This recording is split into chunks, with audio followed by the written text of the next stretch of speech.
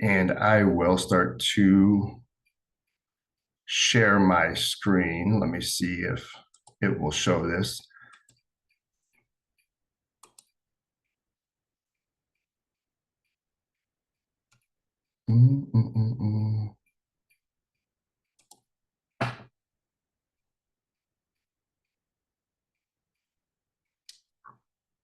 Let me see one quick second before I share. I need to make someone else an admin. Who can raise their hand and tell me how to make someone an admin to watch people to come in? Go to your reactions, put your hand up if you know how to do it, because I'm trying to look. Brian, go to your participants. Uh-huh. And then select the person you want. And to the right, you'll see those three little dots. I think that's where you hit make admin. Ask to start. Participants. Waiting room, allow, record, rename, make host. I wonder if that does the same thing. It just changes you to host.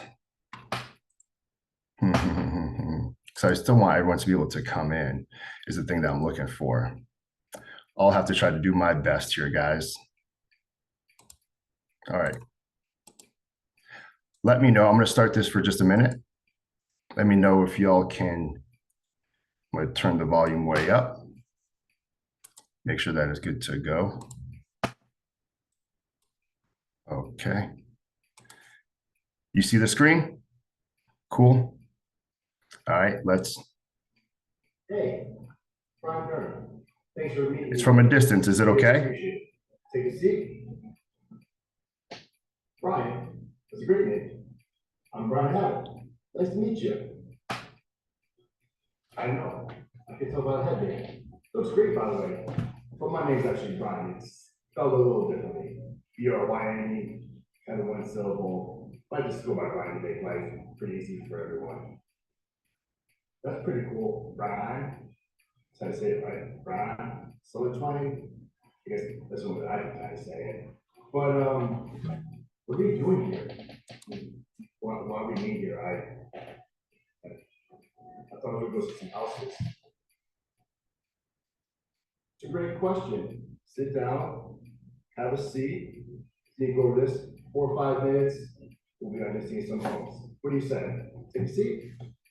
I suppose we'll try not to take too long. Haven't eaten an hour or two, and I gotta get my protein. We gotta keep the pump, prepare for a big nap. So let's get down to it, and let's get on seeing some homes and let's eat some food. Okay, great. Well, recently there have been changes in the real estate market, and there was this lawsuit that happened where they want to decouple commissions. See, before they used to advertise if a seller was giving a commission to me to represent you as a buyer. They decided to separate that. So here's some information about the settlement you can take a look on, some facts, some figures, information, and even a few good websites that we could go over. But the main purpose is that you need to have representation in order for me to show you a home. We actually have to have a buyer's agreement. So they know that if they are offering commission, that I'll be compensated one way or another. Now we go about this a couple different ways. And I'll go over that for you in just a minute here. Sound good? But you said it was sellers, what does that do with me? I have to pay your commission? Like, how much are we talking here? Or what does that really mean? I'm not quite understanding. But could you explain a little more, please? Yeah, man. Glad you asked. No problem. It's just like a standard agreement, like the lease that you signed when you purchased the car. There's certain things that I have to do for you. There's certain things that you have to do for me. So it's 2-3 pages. Let's go over it together. Take a look. I'll break it down. It'll just be another minute or two, and then we got to schedule some homes. How's that sound? So this first part is very easy, fill in the blank, right? We're going to put down your name, my brokerage, and today's date. I assume you want to close on a home, so I estimate 90 days. Sometimes it's quicker, sometimes it's longer, but are you okay with that? If you are, we'll keep going, all right? So we're talking about the property here. We're looking for a single family home. And you said you want to be in Jacksonville, Florida. So we're just going to put this city there because we don't know the specific address, and this will make it a lot easier. But this paragraph here states what I have to do for you, my obligations, followed by you, the consumer, your obligations. Next page. This is where it gets important here, because we have this thing called a non-refundable retainer. Here, it is $500. And what the purpose of this retainer is that we put it with a title company, third-party vendor, who holds the money. If you contract, go under contract and close, that $500 goes towards your closing.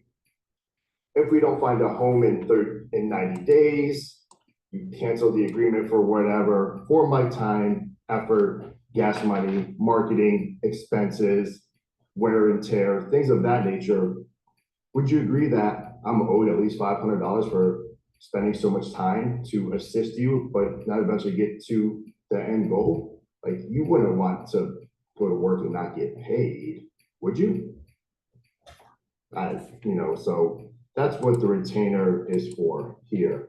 But again, if we go into contract and we close, this gets refunded and it goes towards your closing costs. Now, here's the part about the compensation that used to be disclosed on the multiple listing services, but no longer is. So what I offer is that my percentage is 3%, which we will totally try to get from the seller one way or another. Sometimes they are offering it, and sometimes I could have it negotiated in as a closing cost. So you're pre-approved up to 300,000. So 3%. 300,000 would be $9,000. They allow me to reduce this if needed. So if they are only offering 2%, 2.5%, I'll gladly reduce this for you, honorary handshake, because I don't need you to come out of pocket. All I need you to do is share my information with your friends. Why would I want a couple $100 when you can refer me some of your friends and some of your family members, and I can make thousands of dollars off of that? So I promise you, 3%, if it comes in less, we will reduce down to it to make it easier for everybody involved. The next part is the protection period. This means that I'll be paid within 1 day of the closing. So wait, I'll get my compensation for doing my work. So I like to get paid when, it's payday, right? I think you can understand that. Conditional termination here. Now, you could request to terminate this agreement earlier than the 90 days that we had stated. But again, that's what the $500 is for. So I'm going to fill out $500 right there, because my efforts and my time and my energy are worth something. You wouldn't hire me. You wouldn't go to a doctor. You wouldn't go to a dentist. You wouldn't go anywhere, an attorney, anything, without knowing that they're probably one of the best that are out there. The best always deserve to have a little bit of compensation, because we are taking our time, energy, knowledge, and putting it forth towards you to help you out, to make your life better, to help show you and guide you along the way.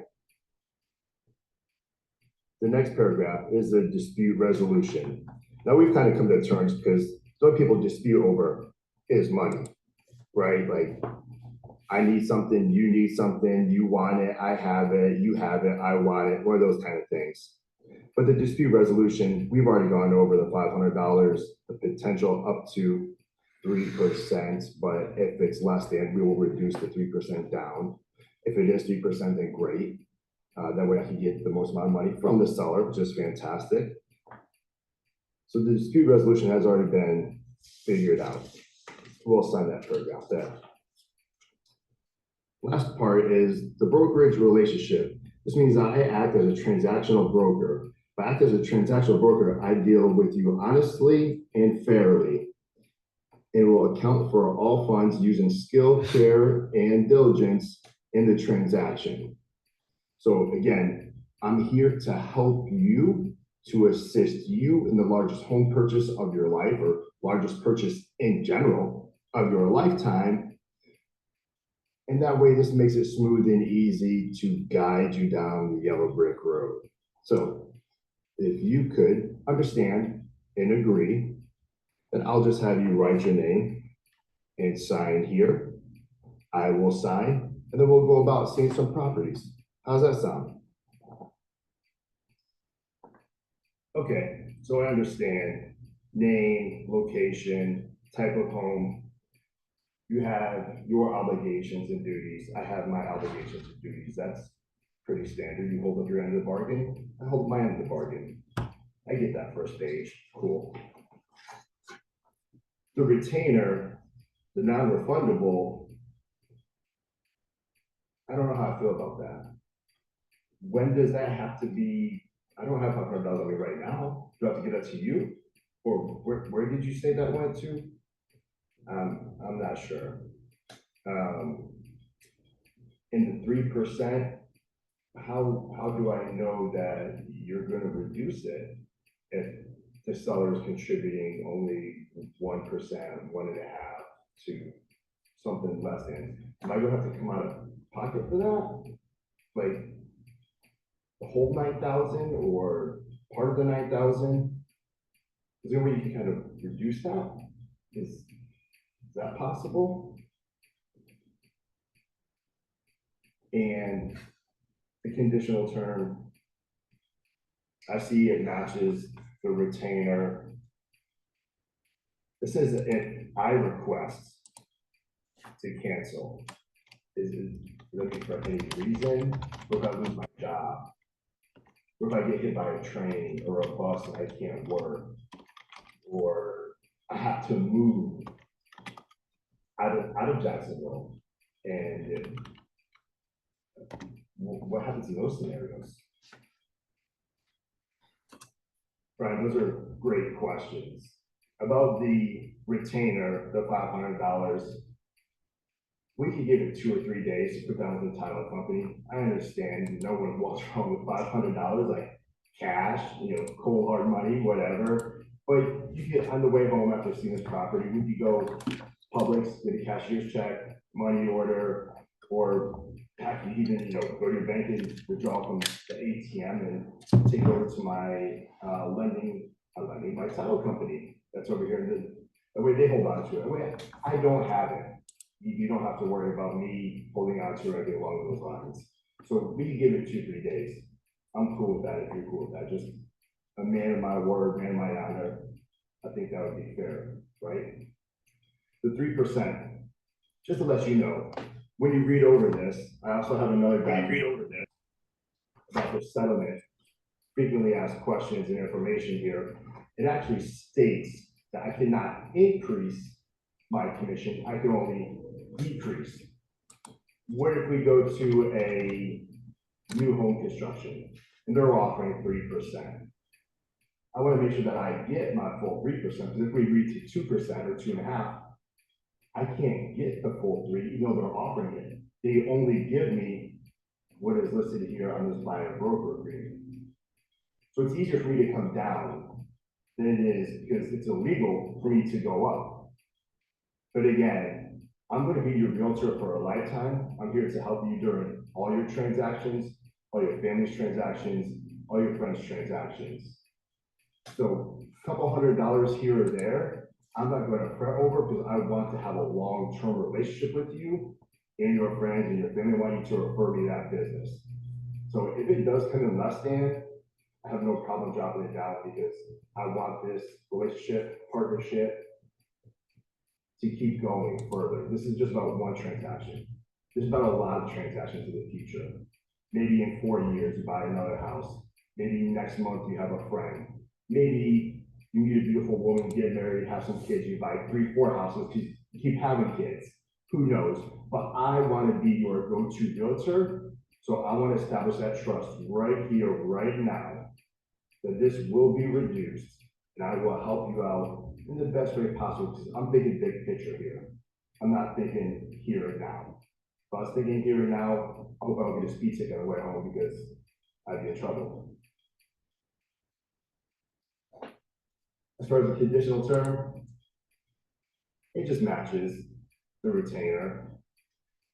If you have to move, you get hit by a bus, break a leg in the wrestling ring, whatever it is, we can definitely pause this, put this on hold, and not have any problems or issues, and pick it up later when you are able to get back and looking at some homes. So we can definitely cross that bridge when we get to it. And again, a couple $100 over a legitimate reason. If you get fired, if you get hit by a train or whatever it may be, this is just to stop you from having cold feet. This is to say that I'm worth something. My time is valuable. My knowledge is valuable. I have worth. That's what this is. I'm sure you could understand and agree with. You are worth something, don't you? Okay, that's cool. Yeah, I get it. The $500, 2-3 days, that's fine. We can definitely do it after seeing some homes. I'll get to an ATM, or I think have a checkbook at home. You know, we can even come across. That's fair. I can definitely do that. I understand the 3% not having to come down. I definitely want you to, you know, get paid your worth and get paid the efforts that you're putting into it, because, you know, we all deserve to be compensated for our work and our efforts. If you do nothing, I don't think you should be compensated, but if you do a lot for me, I definitely think you can. And definitely with a good negotiation skills, sounds like you are. And the information you've provided so far definitely sounds really knowledgeable. And I can see that. Just, I really hope that you do have the big picture in mind and put this down. And the only thing that's really helping me with this is this last page here where it says dealing honestly and fairly in accounting for all funds. So I hope you're an honest and fair man. And you're going to move forward with the terms that we have discussed and laid out and put forth, because I'm starting to get hungry. And I want to see some houses. Really do need to move. And I hear sometimes the house goes kind of quick. So let's get some food. Let's get this out of the way, and let's get on the road. And I'm gonna make you work for it, man. I'm gonna make you earn it. I'm gonna need some of your contacts. I'm gonna need some of your inspection people, some of your contractors. So hope you got a broad list and information and details that you're able to share with me. Because if not, might have to give you the power punch. Bro, you ain't gotta do that. You ain't gotta do no power punch. It's all good. I'm hungry too. Let's get some grub. Let's get on the road. Let's get some properties, and then we'll handle everything else from there. Promise. Take care of me.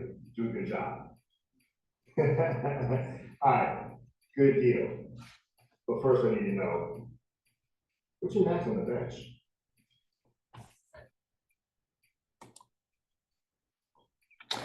So that was my fun little video. I don't have the best editing skills or microphones, but it's something I wanted to put forth so you guys could see a conversation with a couple objections and really overcome a couple objections. I do believe the one thing I left out was a little more value that I would put into the agent about maybe give him a drip campaign of homes, setting them up on the MLS for specific 4 bedrooms, 2 baths, going over those details. But it was already a 16-minute video, and I didn't want to make it too wildly long, because this could be a 30, 40-minute conversation that you end up having with the consumer. So I wanted this just to be kind of a condensed version of what the conversation looks like. And I keep hammering it, and I keep hammering it. It really is going to be us building relationships and building trust with our consumers. And those are going to be the agents who are successful. And those are going to be the agents who stick around the longest. working with buyers is a great way to make a living. Working with sellers is a great way to make a living. Buyers eventually turn into sellers. So you end up getting multiple deals out of it, but you don't if you don't build trust and you're not honest with them. So being truthful, honest, transparent are some of the best things you could do, being upfront and let them know everything that's kind of going on. And again, the video wasn't quite perfect and some of the wording wasn't quite perfect, but it was just kind of put together for you guys to see a few things. And if anybody has a couple questions, I know that Sky had thrown out that she would do, yeah, be authentic, like the authentic one, Brian Adam. Perfect. Sky said that she would do some role playing one day next week, Tuesday at 11, and we could go down that road. But do you guys have any questions? I'm going to open up to a couple of questions to see what you guys have to say, your thought. And I know the volume wasn't perfect, but I have it on YouTube. So I'll try to post that link into the portal. And I also have it in my Google Drive. So one way or another, it will be on our Florida State page. So if you're bored or you want to tell your kids a story, try to get them to go to sleep, maybe it's a good video for them to watch. So what does anybody have? Do you want to throw up a hand? Anybody want to throw up comments or anything along those lines? Then I could ask to unmute whoever has a question. 1 second, MJ. Let me find you in here. Where is can you unmute yourself already or? Yeah, can you hear me? Good, perfect. Okay.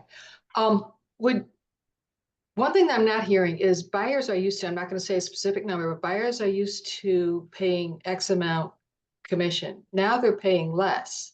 So it's not so much a pain for them to pay, let's say 3%, because they typically, it's kind of a bargain for them. And I feel like they'd be more than willing to do and I'm just wondering if that's something you would bring up or just kind of let that go. Personally, I just think you bring up your worth and what you feel that you should be compensated.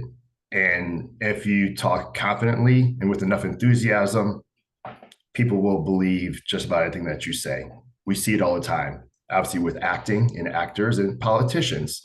We know that they lie a lot, but if they say it with enough confidence and enthusiasm, they'll get a group of people behind them. So this is going to be a role play in a conversation that you have to have multiple times. The more times you have this conversation, even with yourself in the mirror, the more you practice, the more confident you'll be, the more you'll be able to get over and be able to explain yourself. And then it's a repetition game, just like anything in life. You know, you're trying to work out, it's a repetition game. You're trying to lose weight, it's a repetition of the day of eating less calories and expending more energy. Everything is a repetition. So the more you practice, the more you go about it, the better you will be. And if you have a way that you want to say it, MJ, then I think you should say it your way, because again, it has to be authentic to you and it has to be your phrase. I don't think that there is a script for this. I think there's general talking points, but everything needs to be manipulated to your personality, to your style, to your flavor, and how you approach a situation. So if you just want to hit the general points of what's important clearly, and it's all just laid out, I think the important things are having the frequently asked questions, explaining to them the situation, and then explaining the contract to them. That's the only script you should follow. Besides that, it needs to be your style, your accent, your flavor, your spin. You need to put that on it. Okay. Thanks. You're welcome. I mean, Brian, it really just is another script that you have to put into your arsenal, because it's just another conversation you're going to have where you're going to have to. Albert Einstein said it best. You must be able to explain something simply so that other people can understand it. And if you can't do that, you simply don't understand it. So you really do have to make this simple for everybody. And that's the key point here. And like you said, your key talking points should be specifically What is really necessary to know? How have the changes affected, i.e. the seller if you're in a listing appointment, or the buyer if you're in a buyer's appointment? And it really, not a lot has changed per se, but the way we do it has changed.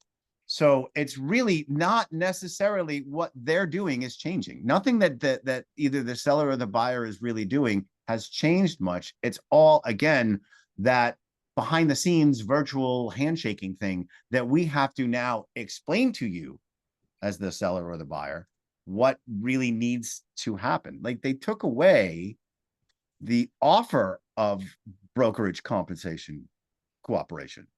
They didn't say that we can't do it. They just took it away. Yes, you still can offer compensation as a seller to a buyer's agent or a buyer's broker. We're not allowed to put it in the MLS. We're not allowed to say we're sharing it in the MLS. Can you? Yes, of course you can. Right? That didn't go away. Right? So that's the most important part about this, is that this isn't gone. Right? Your buyer's commission is still there. Right? Your buyer agent's commission is still there. It just now needs to be negotiated into the deal. Before, it was a freebie. It was a gimme, right? The seller took care of everything. We didn't have to worry about it. But now everybody needs to show that they're being paid independently, not by the same person. That's the clarity that they're trying to create here. Right. First of all, I like your new picture. That's awesome. Oh, thank you. Second of all, yeah, it is just a matter of fact where little nuances that you learn as you have these conversations are in the additional terms. If you don't want me to put a commission here, I could only show you homes where I call and find out that they are offering a compensation. So you could put those little small details in there and then explain to them, we're probably going to see fewer homes. This is going to take us longer to find those homes that are offering a compensation because it's not easily available or disclosed on a multiple listing service like it used to be. But if you don't feel comfortable putting that in there, like a 3%, then I'll put in the additional terms. You only want to see homes where the seller is offering compensation to the buyer's broker. But understand that we will see less homes, and understand this will take us a little bit longer of a process. If you're okay with that, I'm okay with that. Just understand that. So it's going to be clear communication that you have to have with your agents or with your consumers all the time. I think if you're representing sellers also, you need to make sure that they understand if they are not offering commission, that's exactly what agents are going to put in their contracts for buyers. So they're really doing this off of service as well. And again, I really think that by the seller not offering commission, I think it's our responsibility as real estate agents, because we represent both sides. We sell and we buy, right? It is our responsibility. It's our ethical responsibility to explain to sellers that this didn't go away. You can't just sit there and say, I'm not paying a buyer's commission, because odds are, if you stand with that, you're not going to sell your house quickly. It's going to sit on the market. And then you're going to turn around and yell at me, it's my fault because we didn't sell your house, but you're not paying for the other half to come. So nobody's going to come. And that's just the reality of it. And the funny thing about all of this is this whole thing was really designed. The lawsuit was created because they were complaining that there was a lot of steering going on, that there were agents who were manipulating buyers to go to the 3% commission, stay away from the 1.5s, the 2s, 2.5s. And they were only showing them houses that were priced with the commission that they were comfortable with. That is still steering. Whether you want to admit it or not, that's steering the agent, the buyer, to a specific property.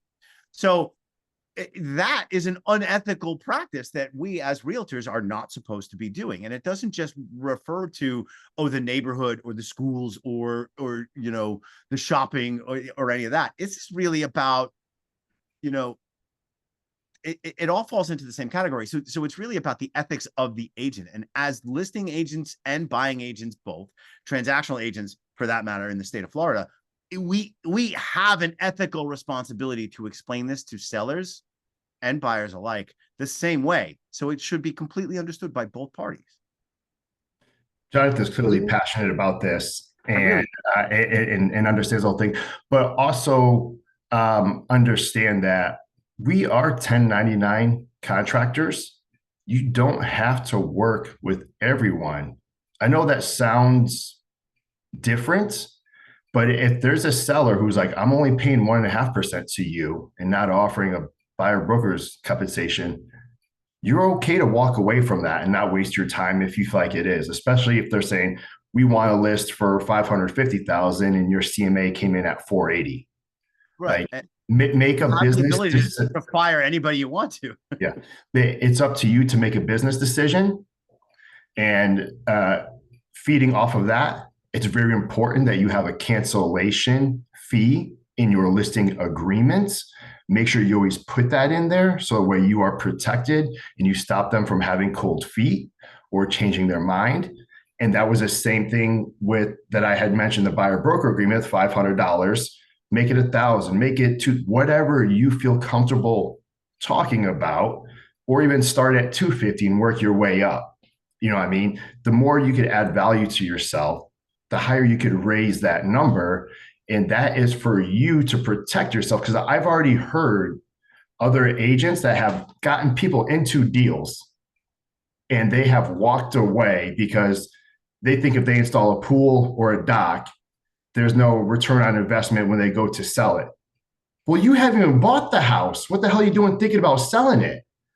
So they didn't have a cancellation term in their buyer broker agreement. So now they're not able to collect any money on all the time and energy that they spent showing that client any homes. And they're out and they're upset about it. And I go, well, that's your fault. You didn't put any money in there to protect you. That's your fault. We have to take ownership of everything, whether it's good or bad. We have to take ownership of everything that happens. It's not because it happens to us, it's because it happens because of us, because you did something, because you didn't do something, whatever it may be, because you didn't double check, you didn't verify, you didn't double check. Like, I could go on and on about scenarios. I see everyone's deal and everyone's situation, and I hear it from other states. What happens where we go over situations where just another 5 seconds of look at this document, you could have saved yourself heartache and headache and tears. So always double check your work, always protect yourself, always value yourself, and make sure that you're making good business decisions. And sometimes it's okay to walk away. And then sometimes they come back around and agree to your terms when you do, because that's part of the negotiation. And I know we've all heard that when you go to a car dealership lot, be prepared to walk away because that's when you get the best deal. Most of the time, that's true.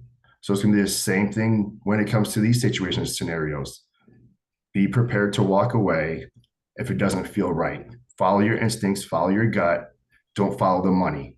When you start following the money, bad things happen. But if you follow your heart and you follow your mind, you'll be set. You won't have any kind of issues. So Brian, I have a question. Sure. And then I want to answer someone else's question right after this. Say that again, Brian. Go ahead, and I'm going to answer a question that someone had put in the chat. Okay, I'm sorry. I didn't see. I just my bad. Anyway, I'll try to make.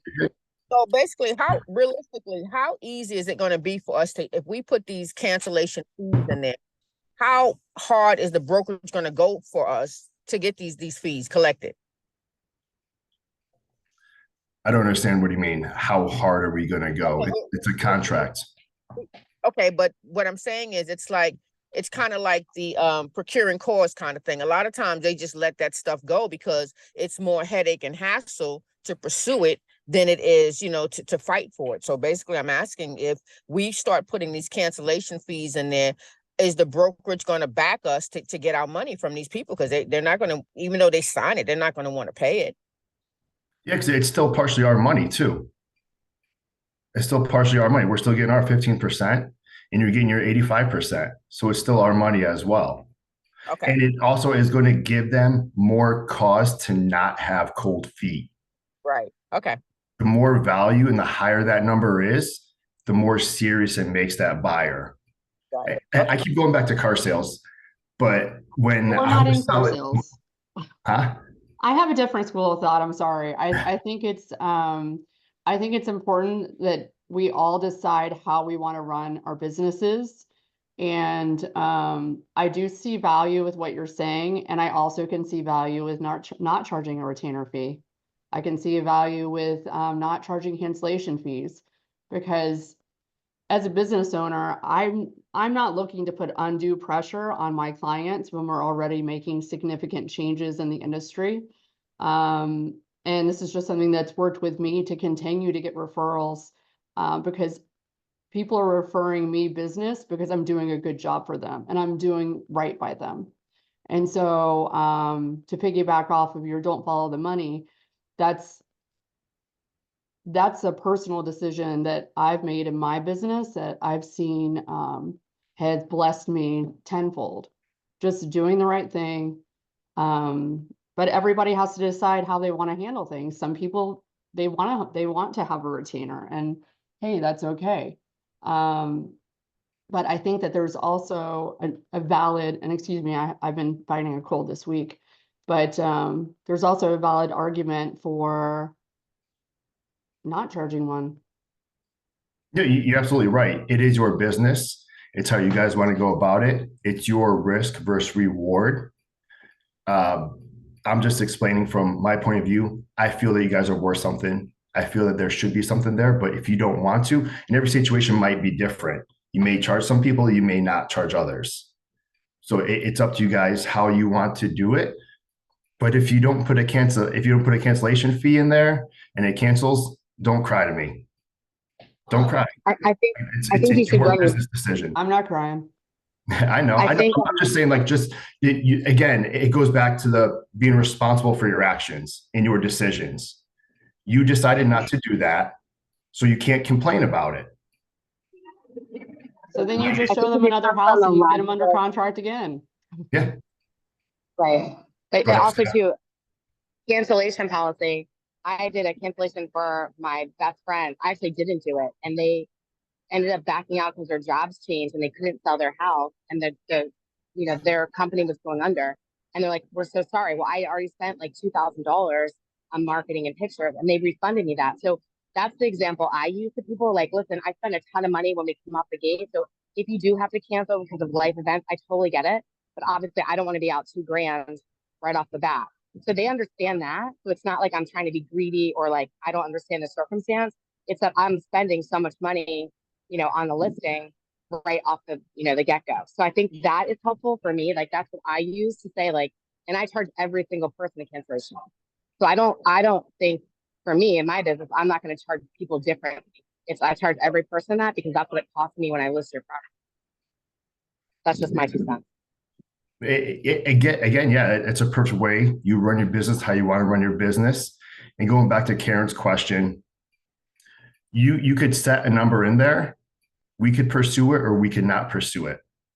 It's up to you guys. Like I had the example in the video. If the person legitimately like broke their leg and they can't work anymore, am I really going to come after them for money? No, I'm not, because it was something that happened. I was an act of God. If there's a hurricane and all the windows get blown out and it's going to be 6 months before the windows get fixed, that's not their fault. I'm not going to penalize and charge them for that. So it's a case by case situation. And yes, you can put the money in there, but no, you don't have to charge it. It's just there in the event you want to, you need to, or you have to. So you could vary it. And you could always use, you guys ever heard vague higher authority? Anytime I try to negotiate something, I always use vague higher authority. And you could be like, well, let me talk to my broker if you have $1,000 in there. And let me talk to my broker because your buyer said, oh, I could do 500. Well, then either fight for the 1,000 or just accept the 500 and like, let me call my broker and see. Take 3 minutes, come back.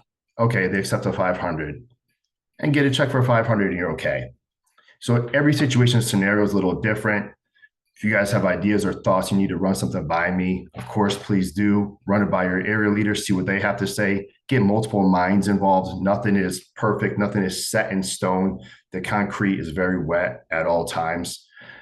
So we can manipulate this and figure out what is best for every situation and scenario. But there's not one blanket that's good for everyone or that everyone is comfortable with. So run your business how you feel you want to run your business, and just know it's a risk versus reward. And if you get the risk, don't come crying. If you get the reward, go ahead and reward yourself. But you had those wins, you had those losses. It's an up and down roller coaster, comfortable, uncomfortable business. Lisa had asked about if you have a listing and someone wants to see it, do you need a buyer broker agreement? No, because you're acting on behalf of the seller. So if someone calls you off of a sign, off of Zillow, comes to your open house, and it's your listing, you do not need a buyer broker agreement. If they want to make an offer, then yes, you will need a buyer broker agreement because now you have to negotiate on their behalf because now you're working with them. But if you're showing your own listing, you're working for the seller. So you could show it as many times as you want to as many people as you want without a buyer broker agreement. What But about if open houses? you don't need it. What if Not it's- unless if they want to see other homes that is not your listing. Well, I'm gonna say, what if you're hosting somebody else's open house? No, because you're acting on behalf of the seller. You're hosting it for the seller.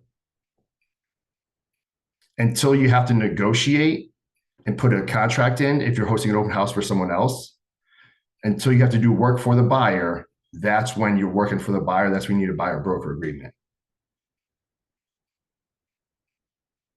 Does that make sense? Yes. Cool. Anybody else for anything? 2 cents. We got 10 minutes, or I could give you 10 minutes back. What would you guys like? Fallon, what do you mean by virtual showings? Can you Hi. unmute? Yes, hi, good afternoon. So if I'm showing a buyer, a virtual showing and not in person, just want to make sure you'd still need that agreement, right? Yes, because you're working on behalf of the buyer. Okay, thank you. Anytime you're doing something for the buyer, you need to have that buyer broker agreement. Okay, makes sense, thanks. I like that your initials are frequently asked questions. Thank you.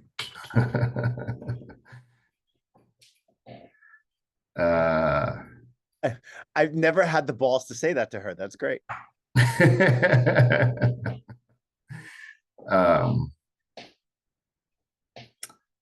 Showing through Shawami, you'd have to ask Shawami.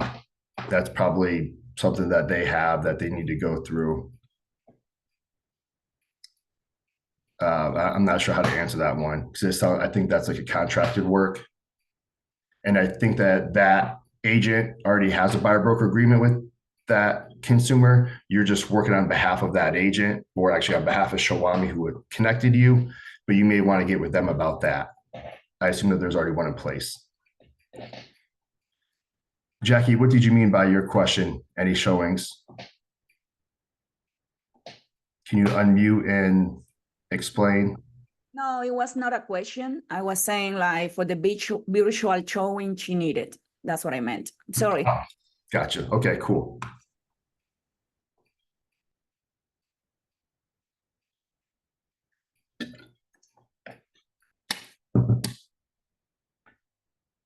Chris and Daryl, can you explain what you're asking?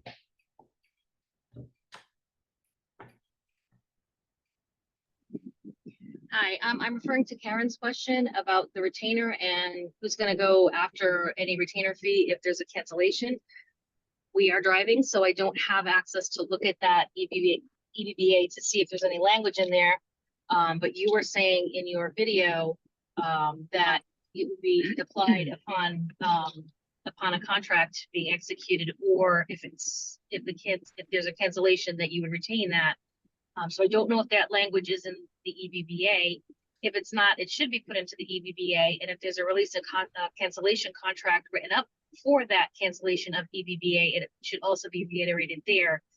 Those funds should be held by title or an attorney or somebody. And if you have the proper contract, it should not be a problem having it sent to the brokerage. That was my thoughts on that. And my thoughts on list agreements, I can't recall. It may have been Sky, maybe. Somebody was mentioning about if they had a listing agreement and that was canceled, having funds returned for all of the marketing, and I am in complete agreement with that. Personally, we will not be asking for a retainer for EBBAs. I'm with Jen. Yeah, and that's your business decision. That's how you guys want to run it. It's always your business decision, how you guys want to go about it. That's why I love Epic. Epic allows you to do kind of what you want, when you want, within the legal law.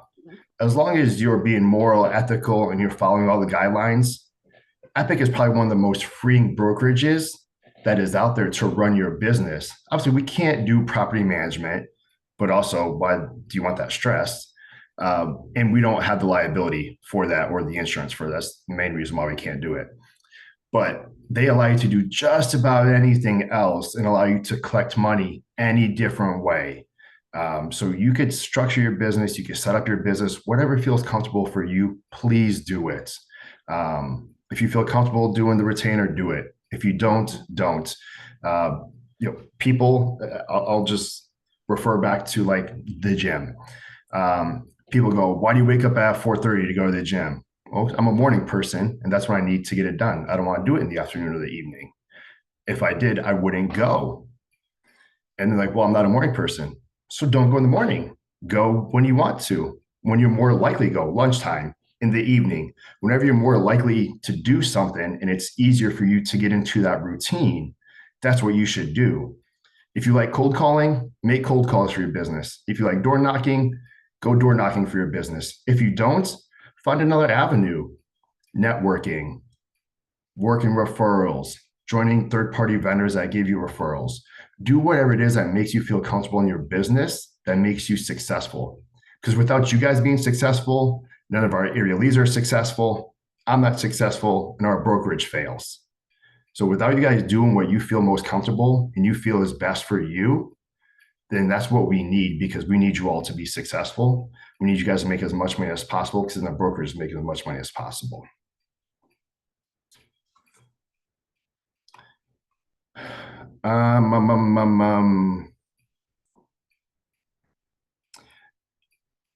When you're collecting a retainer, it's going to go to a title company. You don't want to become buddies with a title company and send it to them so they can hold it for you.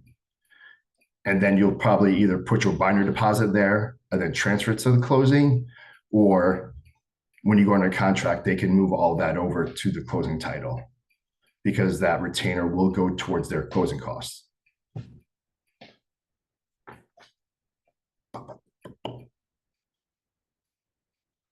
Also, you guys heard, I don't know if you heard yesterday or the day before, Josh did say Epic is coming out with their own buyer broker agreement. In the meantime, we are only using the Florida state authorized documents, whether it's the pre-touring agreement, exclusive buyer broker agreement. One of those two are the only two that we are using. We're not using Zillow. We're not using something else made up. We're not using another title companies. We're not using other attorneys. We are only using what Florida Realtors has assigned to us until we get the Epic buyer broker agreement, and then that will be a third option for us to use. We'll not use anything else outside of what Florida Realtors, or if there's a national buyer broker agreement, I can't remember if there is a national one, that would be allowable as well. The Florida Realtors and the Epic buyer broker agreement. Those will be the only three documents that we are using. That will be uploaded in .loop. That will be acceptable. Anything else we will not use, we will not look at. I had seen a couple of them. Someone has sent me one from an agent that was from Zillow. And at the very bottom, you read the small print. It pretty much says that this is not a legal document. You cannot hold this to this. And it is what it is.